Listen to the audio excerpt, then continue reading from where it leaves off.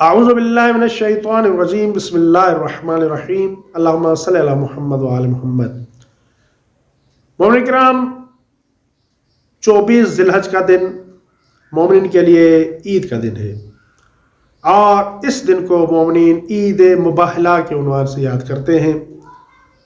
اور اس دن رسول خدا صلی اللہ علیہ وآلہ وسلم نے اپنے اہل بیت کو اپنے ساتھ لے کر عیسائیوں کے ساتھ مباہلہ کے لیے نکلے، اور رسول خدا کے ساتھ جناب سیدہ فاطمہ الزہرا امیر المومنین اور امام حسن اور امام حسین علیہ السلام، یہ 4 ہستیاں جب مباہلہ کے لیے گئیں، اور عیسائیوں کے بڑے پادری نے اتنی نورانی اور روحانی ہستیاں دیکھی، اتنے نورانی چہرے دیکھے، تو انہوں نے کہا کہ ہم مباہلہ نہیں کریں گے، بلکہ ہم جزیہ دینے کے لیے تیار ہیں۔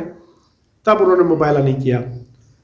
تو یہ دن 24 ذی الحج کا دن تھا، اس لیے مومنین اس دن کو عید مباہلہ کے عنوان سے مناتے ہیں۔ یہ قرآنی عید ہے کہ جہاں پر ارشاد ہوا فَقُلْ تَعَالَوْا نَدْعُوا أَبْنَاءَنَا وَأَبْنَاءَكُمْ وَنِسَاءَنَا وَنِسَاءَكُمْ وَأَنفُسَنَا وَأَنفُسَكُمْ ثُمَّ نَبْتَهِلْ فَنَجْعَلْ لَعْنَةَ اللَّهِ عَلَى الْكَاذِبِينَ۔